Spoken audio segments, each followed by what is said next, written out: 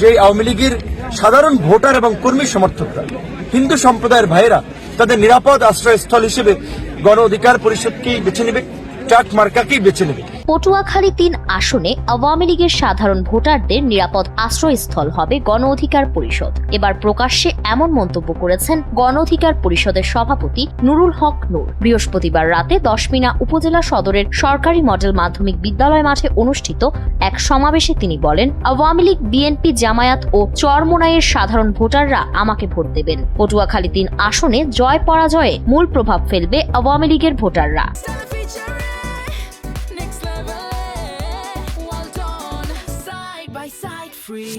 নূর আরও উল্লেখ করেন, গণ অধিকার পরিষদ সব শ্রেণীর মানুষকে সমান গুরুত্ব দেয়, তাই জনগণ দলমত নির্বিশেষে তাদের দিকে ঝুঁকবেন। তিনি বলেন, জয়লাভ করতে গেলে শুধু আমাদের সমর্থক নয়, স্থানীয়ভাবে প্রভাবশালী আওয়ামী লীগ ও সংখ্যালঘু ভোটারদের সাপোর্টও অপরিহার্য।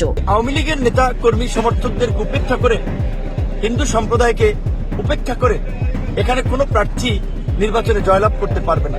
তিনি আরো বলেন, তার জয়ের ক্ষেত্রে গেম চেঞ্জার হিসেবে কাজ করবে আওয়ামী লীগের সাধারণ ভোটারদের সমর্থন। এর মাধ্যমে নির্বাচনী মাঠে গণ অধিকার পরিষদের প্রভাব আরো দৃঢ় হবে বলে আশা প্রকাশ করেন তিনি। আওয়ামী লীগের সমর্থকদের ভোটারটা অবশ্যই যদি বলেন গেম চেঞ্জার হিসেবে কাজ করবে, সেটা গেম চেঞ্জার। যদি বলেন প্রধান ভূমিকা রাখবে, তাহলে প্রধান ভূমিকা রাখবে। নূরের এই মন্তব্য রাজনৈতিক অঙ্গনে ইতোমধ্যেই ব্যাপক প্রতিক্রিয়া সৃষ্টি করেছে। নুরুল হক নূরের এই বক্তব্য নির্বাচনী মাঠে গণ অধিকার পরিষদের প্রভাব এবং ভোটের অগ্রাধিকার নিয়ে নতুন আলোচনার জন্ম দিয়েছে।